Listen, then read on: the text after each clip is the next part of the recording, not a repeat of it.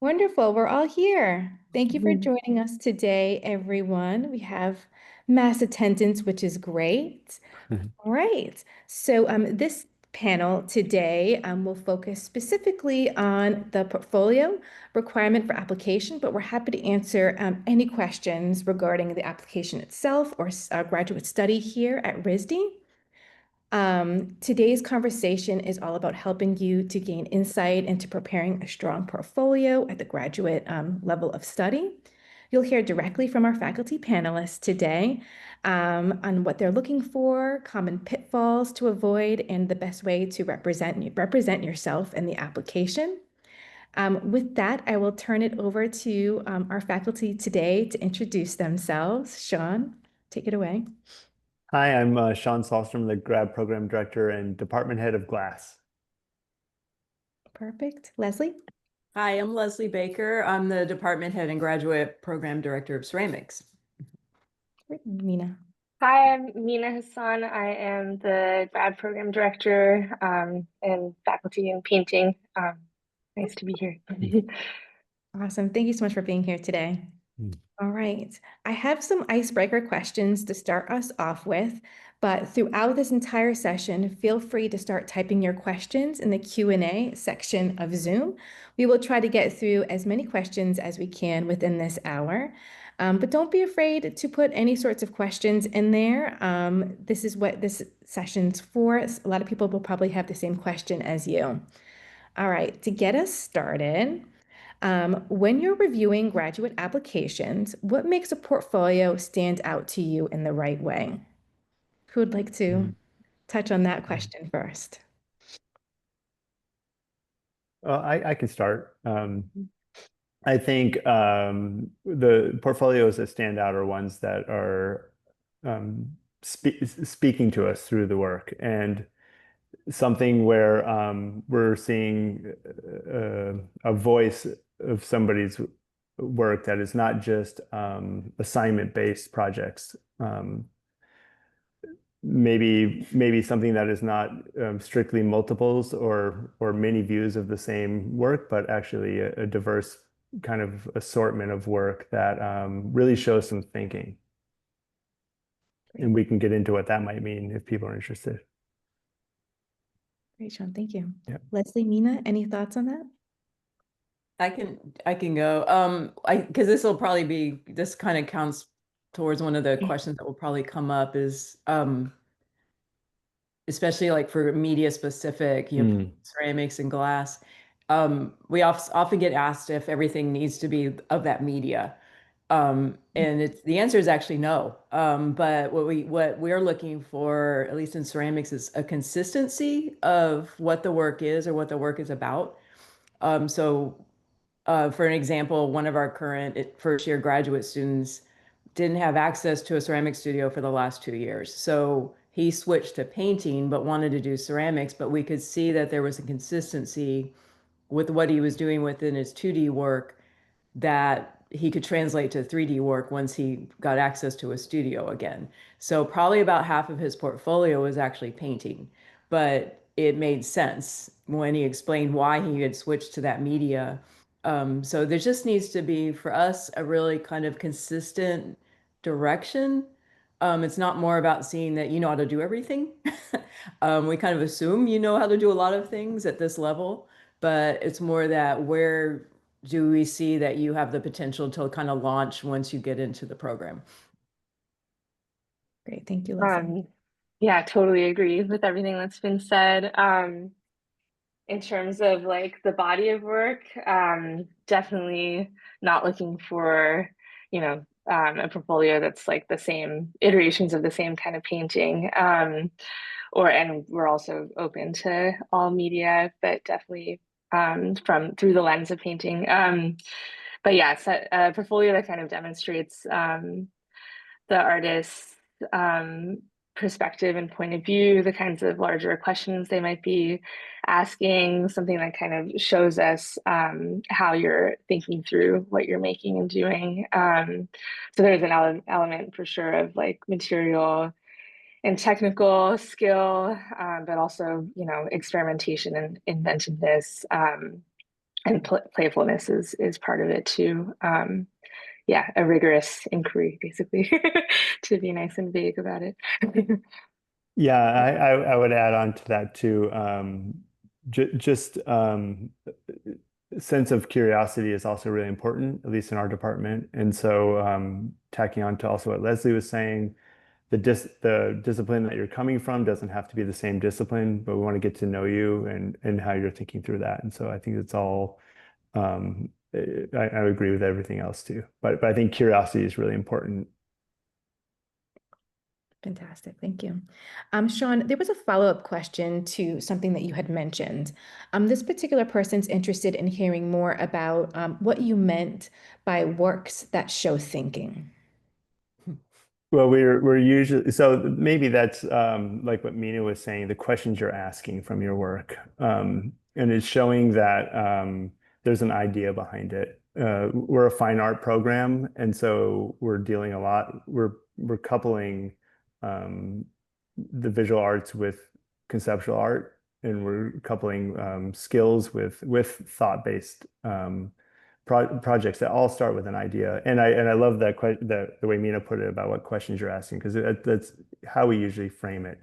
And so can we see that you're working through an idea with your work, or is it as a a work could be highly decorative, but the decoration should actually be well thought out as well. And so there's a broad range of types of work that what could be thought of as conceptual and thinking based, but we have to see that it's more than that there's something in there that that speaks to the way you're approaching your studio practice.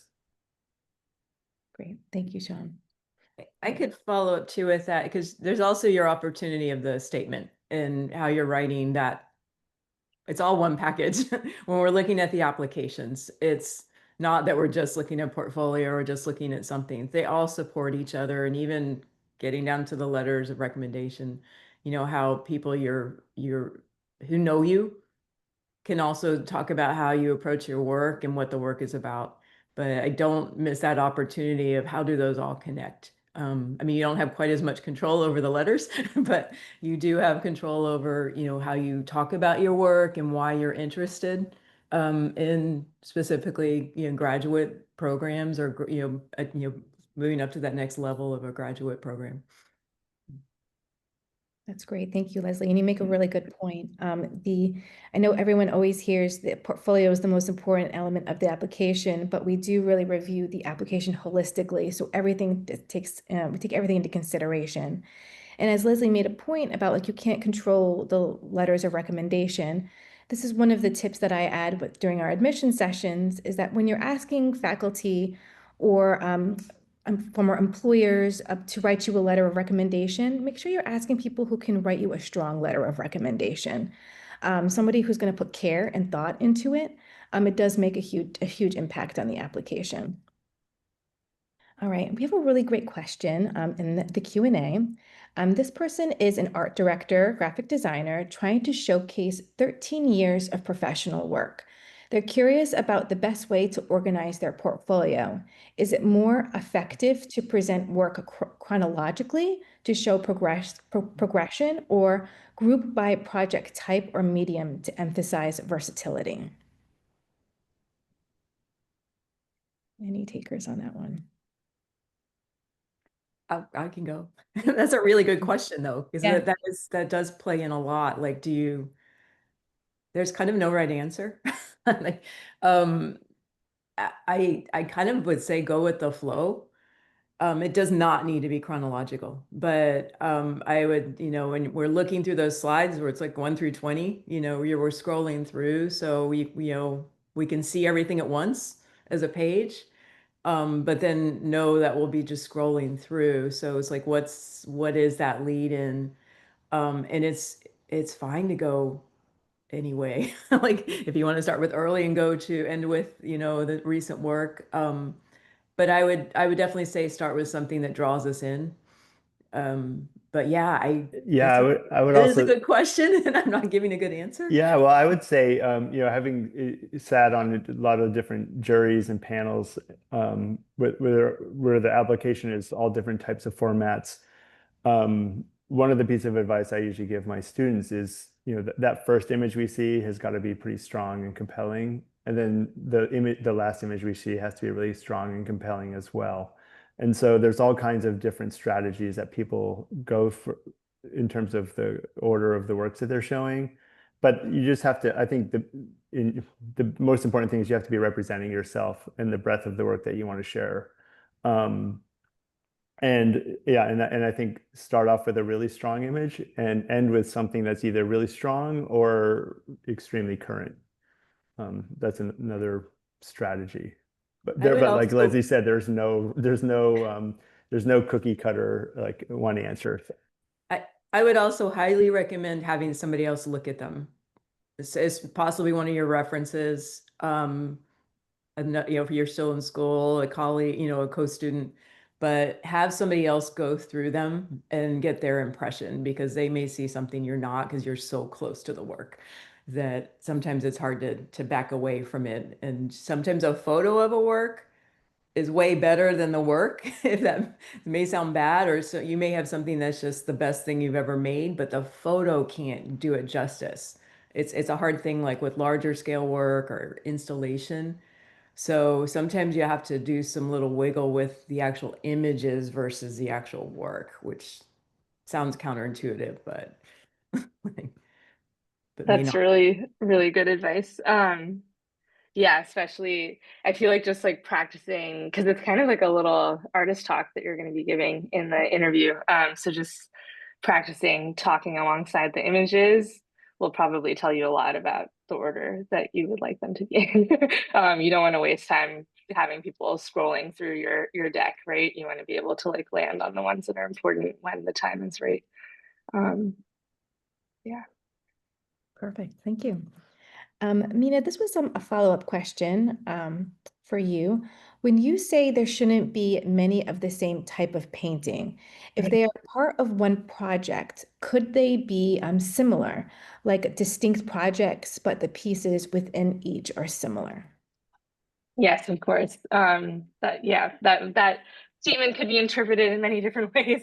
Um, uh, in terms of, demonstrating your thinking, of course, being able to like dive into an idea or a project or a series or body of work is hugely helpful, as well as having maybe one or two in your portfolio that kind of show the expansiveness of the project. Um,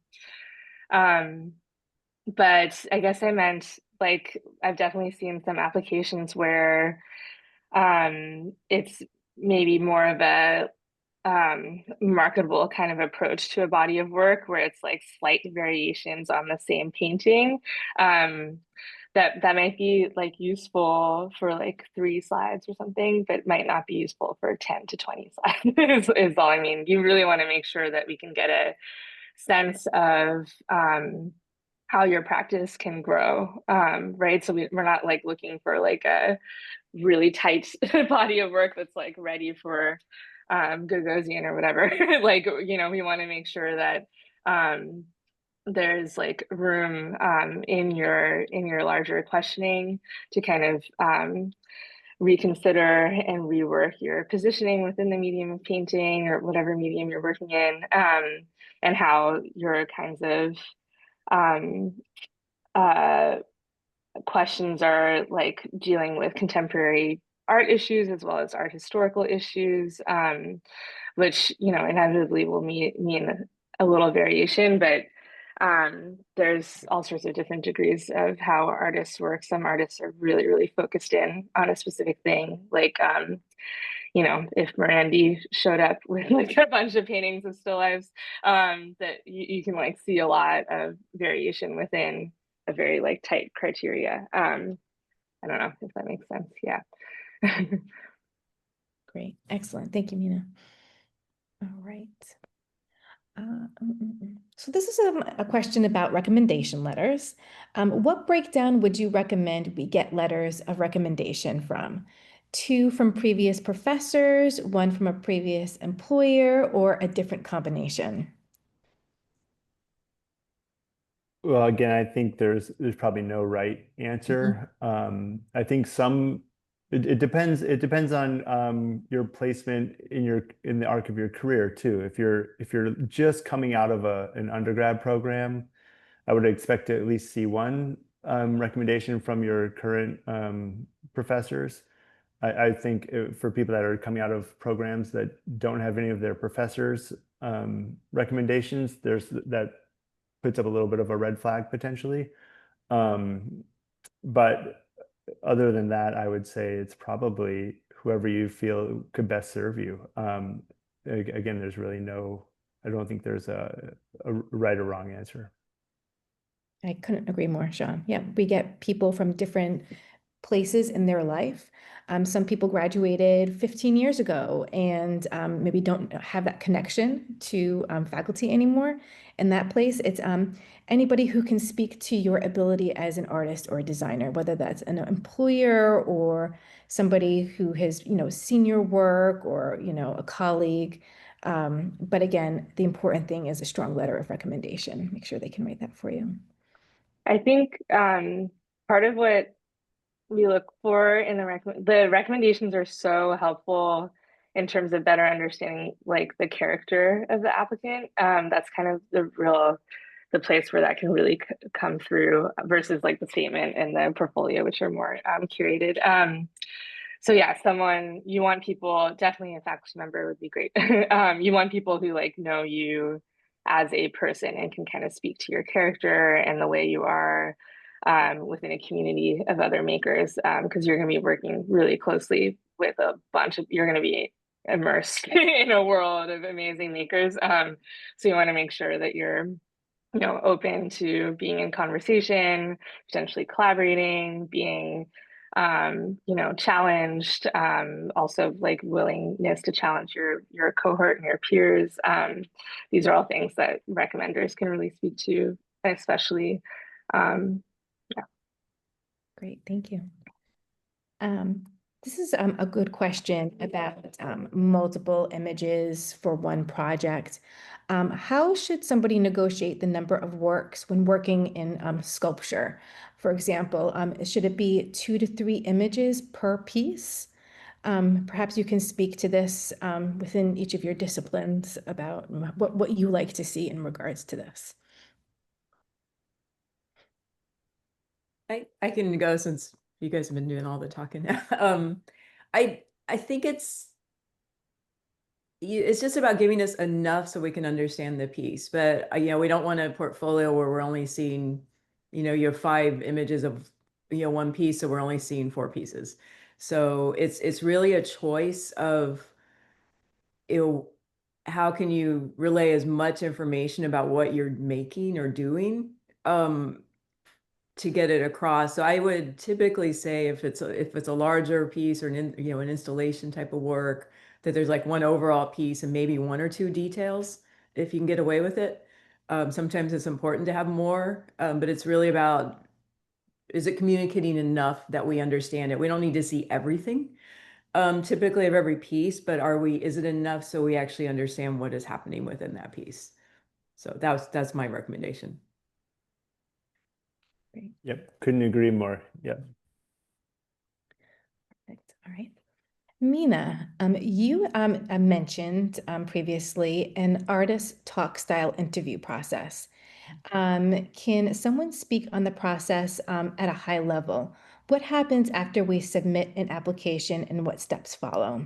And I can kind of, talk about this a little bit. So all applications for the 2026-2027 academic year are due January 5th. Our faculty will then review applications from, say, we get them out to them on the 6th, and then we release all official decisions the first week of March. So during that time, everybody is busy reviewing applications. Your application's reviewed by each individual department, and each department manages that process a little bit differently. Some departments will do interviews while others do not. If you're not getting an interview is not an indicator that like you're not necessarily admitted into the program. As I mentioned, every department does this process a little bit differently. But yeah, does anybody else have anything to add to that? I can just say that in our department, we do interview, and we interview more people than we're going to accept. Um, and sometimes maybe the background of the portfolio is there might be something in there that we're seeing, or that maybe the statement was really strong, or the portfolio is lacking, or there's some sort of a spark in there. We interview a lot of people, a lot of our applicants, and what we're really looking for in that interview is a chance to get to know you. And I can say through the process, we've been happily surprised during the interview to hear an applicant's ability to articulate why they want to be in this program, to articulate what it is, where they are at now. And I would say the more honest you can be, the more the more accessible you are. And so I would say the interview is it's just another level, but it's a chance to get to know you, and it's a really chance for you to sell yourself a little bit and get to know if it's a little bit of a give and take, because sometimes in talking after the interview, you might not be interested in working with us. That it could go both ways. So. Totally. Yeah, we do so many interviews. It's like day after day after day of kind of nonstop back-to-back interviews, which is another thing to consider. What I feel like the benefit of being at this panel is that you can find out some of the secrets. But yeah, it's always helpful to sign up for a time that's like, right after lunch, or like maybe a little less weary. But of course we're like very professional and present for all of the interviews. But yeah, we do like to get to know you through Zoom, and the more personable you can be, the better. Yeah. Ceramics also does interviews, so for a group of interviewers here. I mean, the nice thing too is we can, I think you mentioned time. I also structured so because of course we have international applicants that are on a way different time zone. So we try to also have blocks of time that work well, so you're not up at 3 a.m. like trying to do an interview. So, but yeah, but it is just a process. It is not, as Jennifer, mentioned, this is usually the first round. So I try to make very clear when somebody's like, you've made it through the next step. It is not, you have been accepted. This is the next step. Okay, now we're starting to narrow the pool down. So it's exciting and scary, and but it's yeah, I don't know how long you guys do interviews for, but we usually run interviews for about 25 minutes. Yeah. And in our process, what we'll do is we'll introduce ourselves, and then we'll get right in, and we'll ask the student or the applicant, I should say, to choose one piece that they want to talk about. And that's always enlightening to us to figure out which one of the portfolio they're going to want to speak about. And we'll let them just talk it out, and then we might ask some questions about it, and then it turns into a more kind of casual conversation where we're actually conversing. It's not a critique at all, but it is really just a good chance to kind of hear how the person wants to represent themselves. Great, thank you so much. What is the best way to communicate artistic intent? Should that be through captions, a portfolio statement, or interviews? Yes. All three.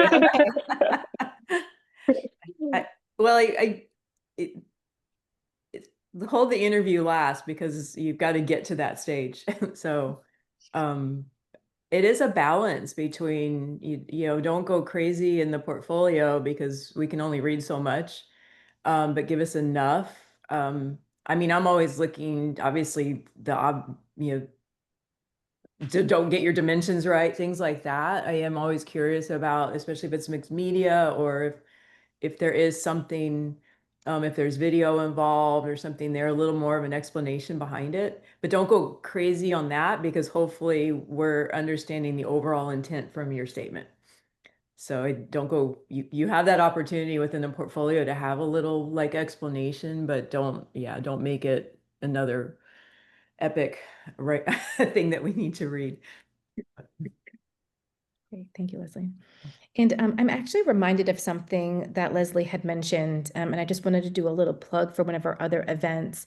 Leslie, you mentioned about having people get a different perspective on their work outside of, maybe their immediate colleagues, or just to get like someone else to review their work. We do have online portfolio review days that are hosted by RISD. We have one this Friday, and then we'll have 3 more after that. They're all on our admissions website. These sessions, our reviewers for these are alumni and sometimes faculty, and they're there to provide you a quick, exactly as Leslie mentioned, a different perspective on your work. I'd encourage people to sign up for those. We do have plenty of slots open for all of our sessions. So go check that out. All right. This is a great question, and we get this often. Actually, we did answer this question. All right, never mind. That was about letters of recommendation. Perfect. All right. Do you think it's best to apply to RISD if you're still in the process of creating your 12 to 20 pieces for the upcoming year? Or would you recommend to do the portfolio reviews to help round out your portfolio for the following year? Also, are there portfolios that have less than 12 pieces automatically rejected? So it seems like this person is working on their portfolio for next year now. Would you encourage them at this point to apply for next year, or to wait? I think the bigger question is, are you ready? Yeah. If you don't think you have enough work, I don't think I don't know. I'm not going to answer this well.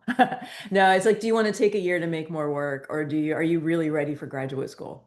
Because you probably do have enough work. If you feel like you're able to, I mean, you've got till January 5th to flesh out that portfolio. And a little other part of that question, the part of it was like, the number of pieces, I think of more it might be the number of images, because you can do 20, correct, Jennifer? Correct. Yeah, so I use the 20. And if it is, that you need another view of something, as I said, we look at portfolios that, I'm often looking at portfolios that don't have 20 pieces because they have the detail shots. So that it could be 12 to 15 pieces that you're actually showing, but you're showing, if it works, that you're showing multiple views or different aspects. But like I said, if it's only 5 pieces, that may not be enough for us to go on. So unless, again, you're doing large scale installation or something that we understand is very time consuming, and that you can only produce so many pieces a year, working in that way. But I think go back to the very beginning, is like, are you ready? And do you want to take another year, or are you really just like, it's time, I want to be in grad school next year? If that's the case, then get the work made. And I'll add, I totally agree with Leslie. I think that's very important to know if you're ready. We've had a number of applicants who are not connected to our discipline yet. We've had people who are writers, we had an evolutionary biologist who came through our program, who was became an amazing artist who worked with glass eventually.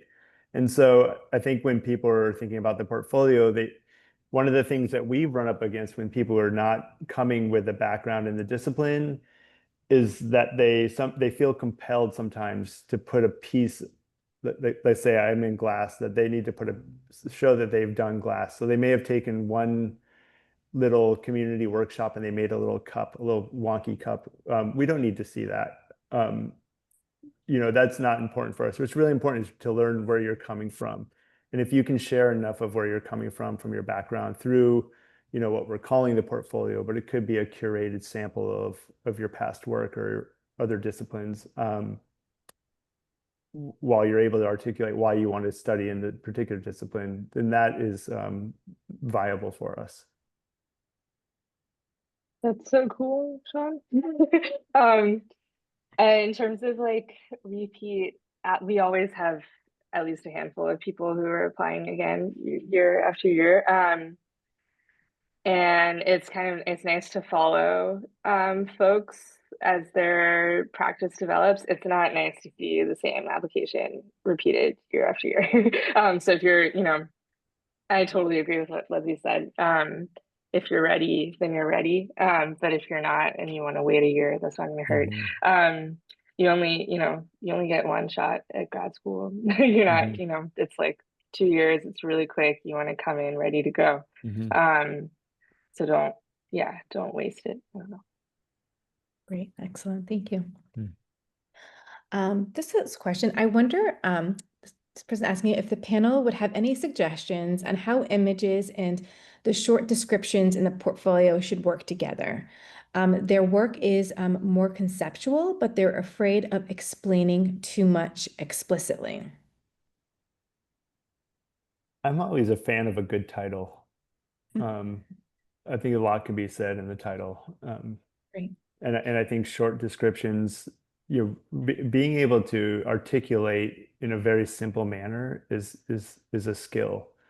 And so I would say that would come through being able to actually have some sort of a short description that really gets to the meat. Like, John? All right, in the portfolio and statements you all have accepted into your program recently, what are some key elements of the work in writing that stood out to you the most and why?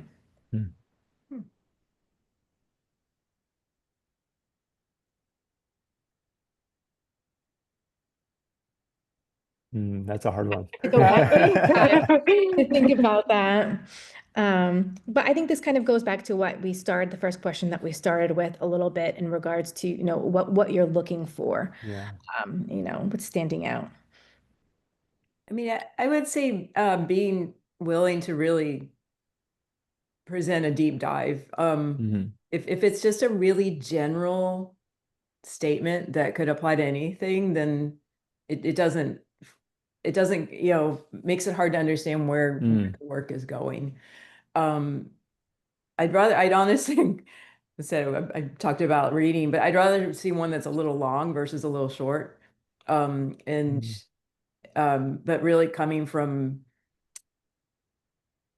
I'd say, kind of going back to the interview questions, like what Sean just suggested, like pick that work and what's it about, but kind of what's that, why the program would, like going graduate school in general, not our programs, but graduate school in general is a space you want to be in for your work. And what are you hoping to gain about having access to, the facilities, the classes, the professors, and all of that to help that work expand. So understanding what that work is really is key when we're looking at that. So I think so we're all looking again for that. Where can it go? I often look at the portfolios, and when my notes are usually when the ones that stand out are the ones that have great potential, that it may not be there yet. And that's kind of what we're looking for is if this is fully resolved, solid ideas, if there's a question of, is there any room for it to go somewhere? But the writing comes back to that, where you can be like, well, this is it.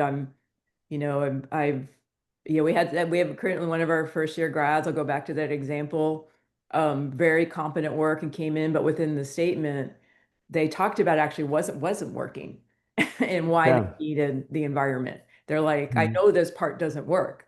And I need the time and the space and the push to resolve that. And that was key. It's like, this person's ready. Yeah, I think being able to be confident about what you don't know and, to know that it's not just, it's a vulnerability that could be a positive. Yeah.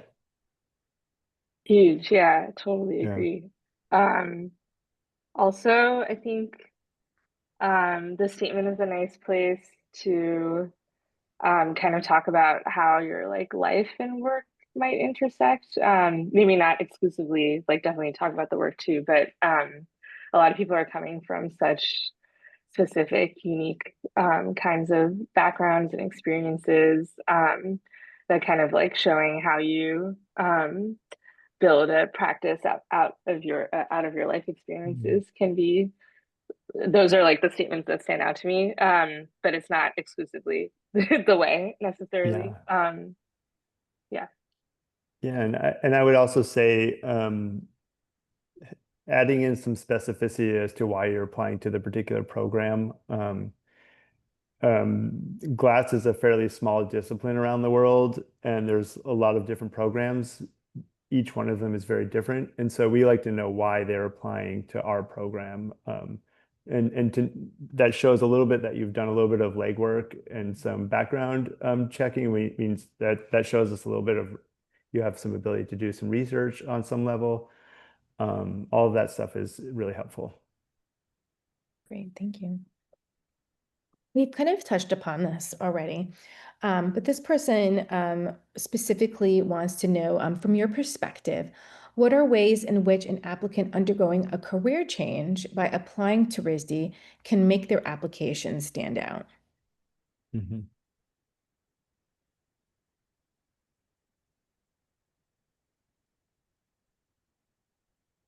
Well, I think being honest is really important, and being right up front about it. That's great. Yeah. I mean, we see that. So Yeah. it's not like we haven't seen it. Right. Yeah, one of our actually recent alumni had that, and it was a COVID thing that they had a whole career going, got shut down because of COVID, started doing ceramics, and then went, wow. So again, they didn't have a lot of ceramics in their application, but you could Yeah. see that it was, the passion was there and the way they articulated it. So again, it goes back to that statement in the letter as to why that was, but yeah, that was a big career. Yeah. So. Yeah, exactly. It should demonstrate like a lot of intention and kind of urgency for the application, probably. And I think we want to see excitement too for like this, this next stage is, why are you excited, or are you excited? If there's a lack of excitement, then we're wondering, yeah, that brings up some questions for us. Great, thank you.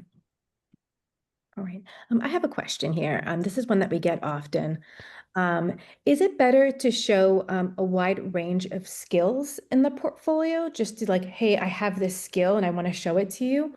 Or is it better to go into a deep single direction with a portfolio? How important is it that people show that they can use different tools and have these other skills as opposed to just showcasing their work?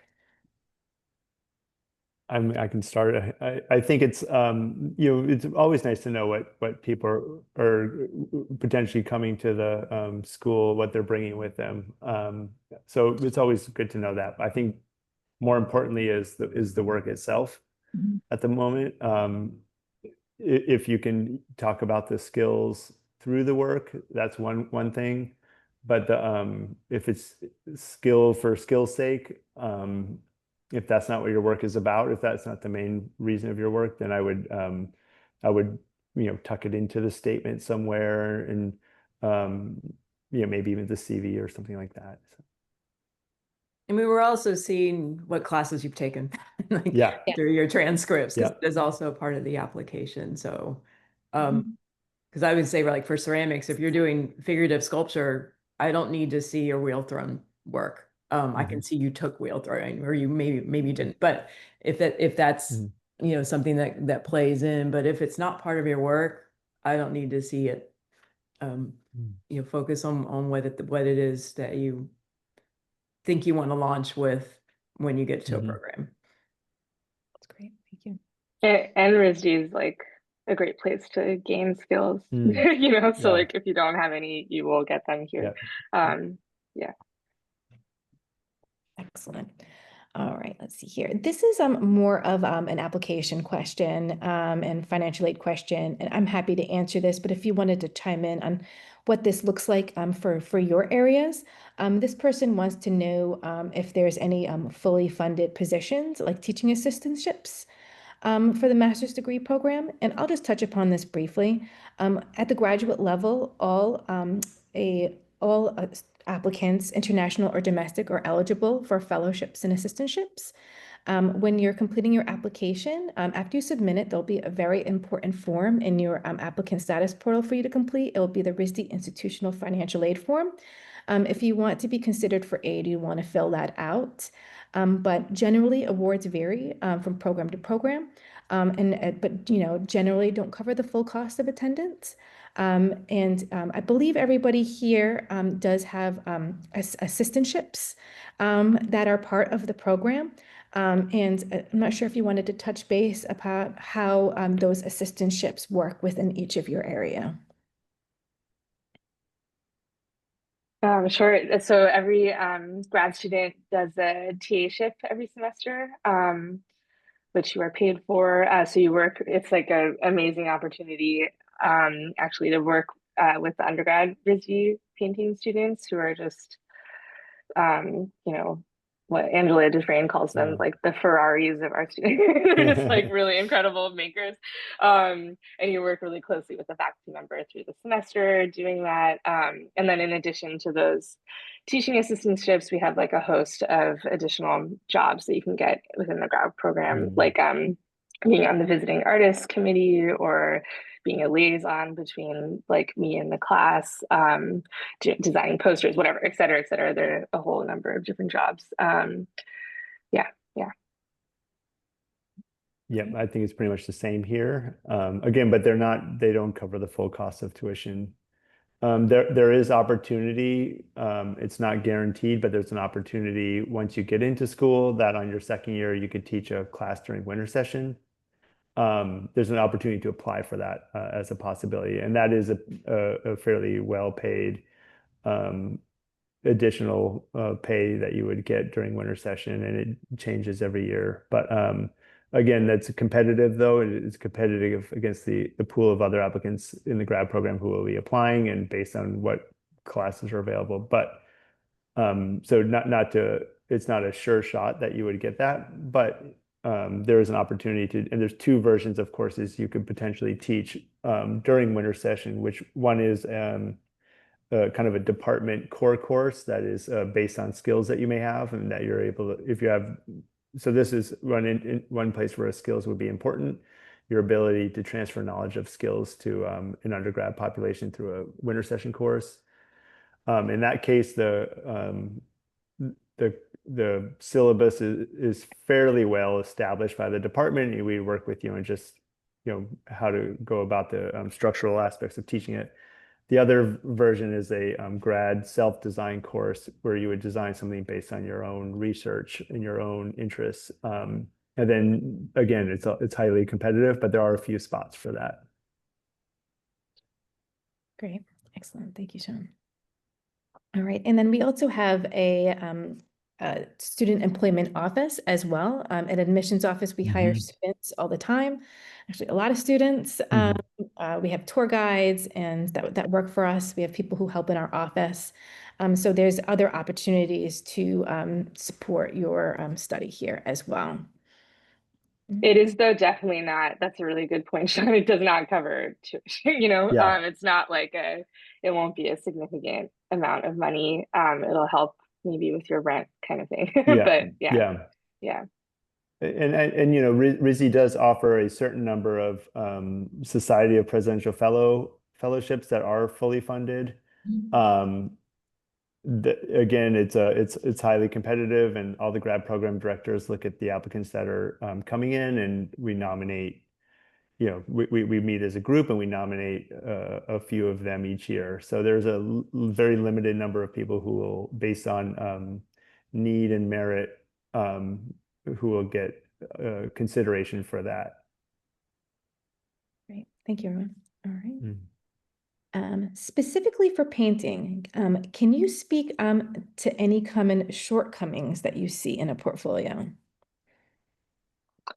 I hate the thing where people put multiple images on a slide or like include text on it. So that's like an automatic, like, oh my God, I don't want to look at this.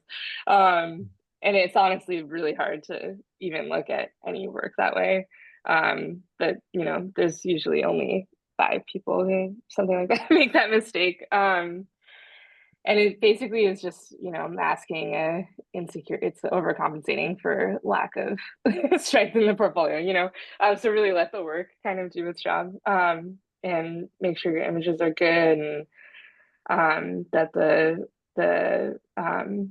artworks can be seen the way they can best be seen. That's, yeah, the biggest roadblock for me. In terms of like installation, like some people, yeah, there's always a balance between like installation shots and individual artworks. Like we don't really care that much how many shows you've had before. Mhm. That's not really the point. Mm. And it would be super annoying if you came to the grad program with like 3 solo shows lined up for the fall. Like, that would be like Yeah. really frustrating for us because we wouldn't be able to see your work, and you wouldn't be able to share it with the cohort. So, you know, I would err on the side of individual images of your works. If installation is a big part of it, definitely, you know, 1 or 2 might be nice, but yeah, it's about the work. Yeah. Great. Thank you so much, Mina. All right, and we do portfolio prep sessions at admissions.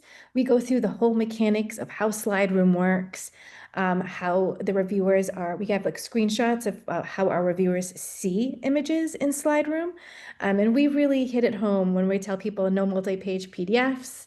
You know, curating is part of the challenge of the portfolio assignment. We know we want to see a small selection of your work, not all of your work. So we will have some more of those sessions coming up throughout the fall. They're on the website, so feel free to sign up for those. But back to the questions. We still have some time, so feel free to drop your questions in the Q&A. Mina, you kind of touched upon this already, and Leslie, you did the same. Do you have any advice on taking photos of your work? For example, dress form, canvas, paper, etc. Is there an expectation that they all need to be in the front of a plain white wall? Definitely not. Um, yeah, I've especially seen this more with ceramics that within an environment is actually fine. Just depending on what it is, especially like when we're open to any method of working, but if you're doing functional work, it's okay if it looks like it's in a table setting or in some aspect or something applies with it. But I always say like no, you know, keep the clutter out of the background. Keep focus, which sounds crazy, but not always sometimes an issue. Choosing how much the object fills the image, so don't have like, you know, a tiny little, you know, piece in a giant space. Let it fill the frame, the lighting, the background.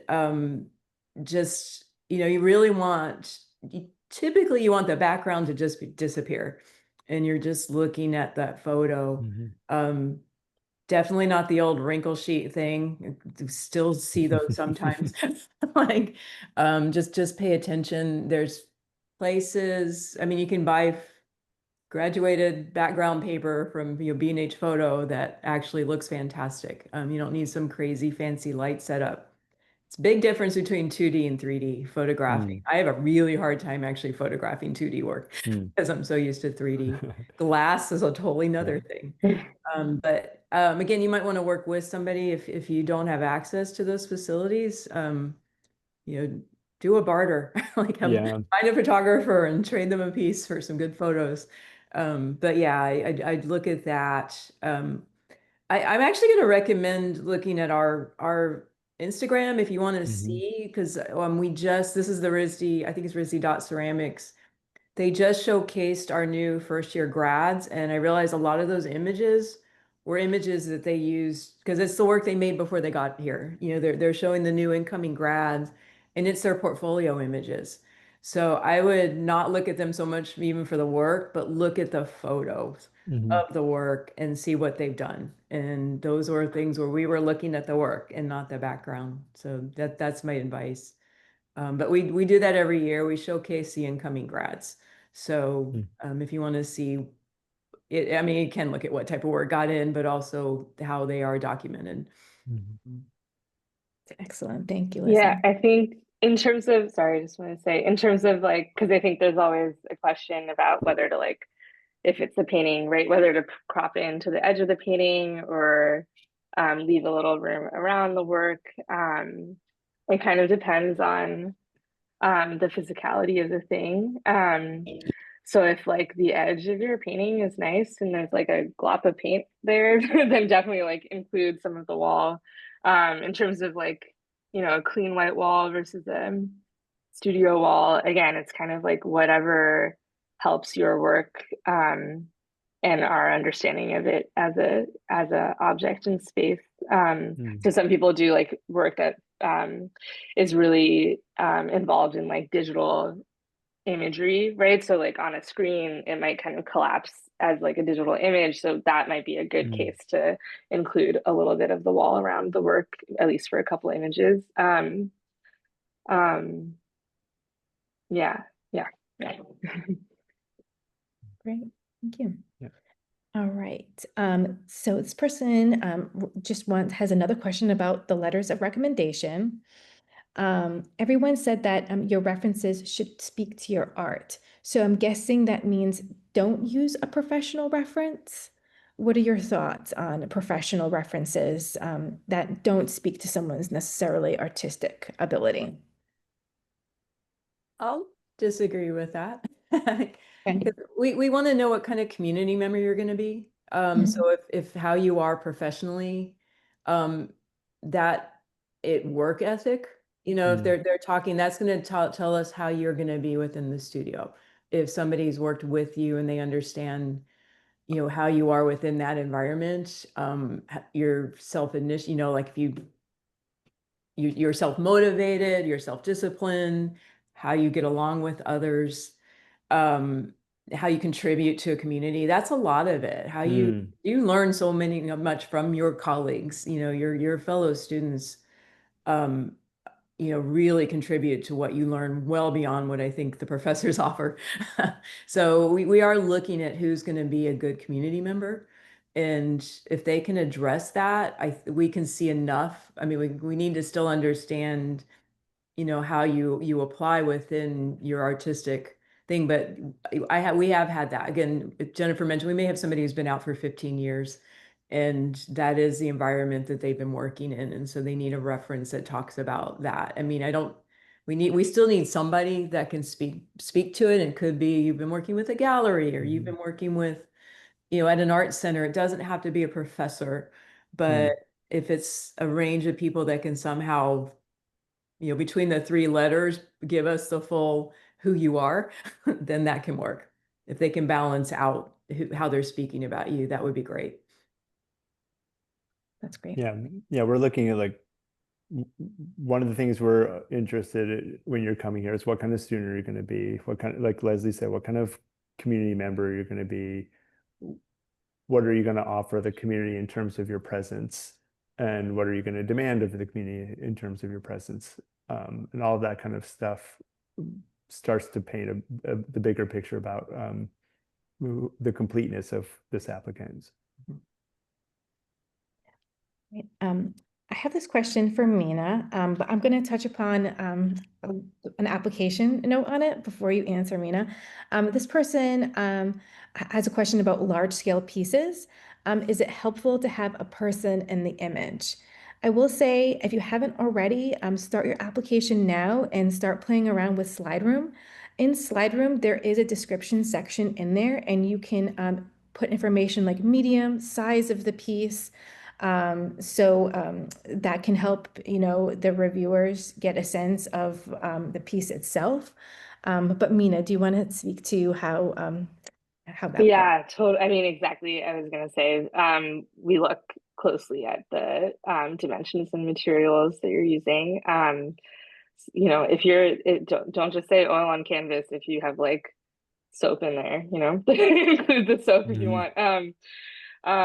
Yeah, so I would say that having a person in the image isn't really necessary unless it's some sort of like unless you stage performances in front of the piece or there was like some reason that the person was there. But we're all have been looking at applications for many years and are painters too, so we have a very good sense of what paintings look like in space. So we can read and infer for sure. Yeah. Great. And again, I can't stress enough how important it is to get in there now, start playing around with slide room. Don't wait until a week before. We do, it's funny, we get 70% of our applications after January 1st. So please, to prevent any undue stress for yourself, get in there a little bit early, start playing around with it, get comfortable with it so you can ask our questions now because we do get backlogged in admissions. We do try to get back to everybody, but there might be a delay in our response, and it's during our winter break as well.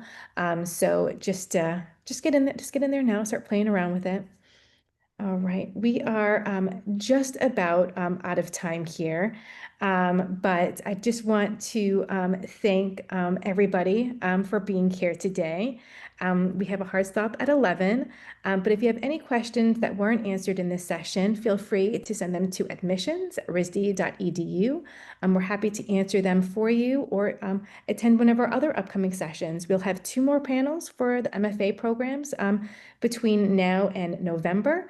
This session was also recorded. You can email me at admissions@risd.edu and I can share that recording with you.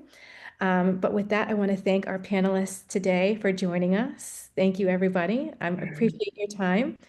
But yeah, more to come, and we look forward to seeing you this fall in your applications. All right. Thanks. Thank you, everybody. Good luck, everyone. Thank you. Yeah, good luck.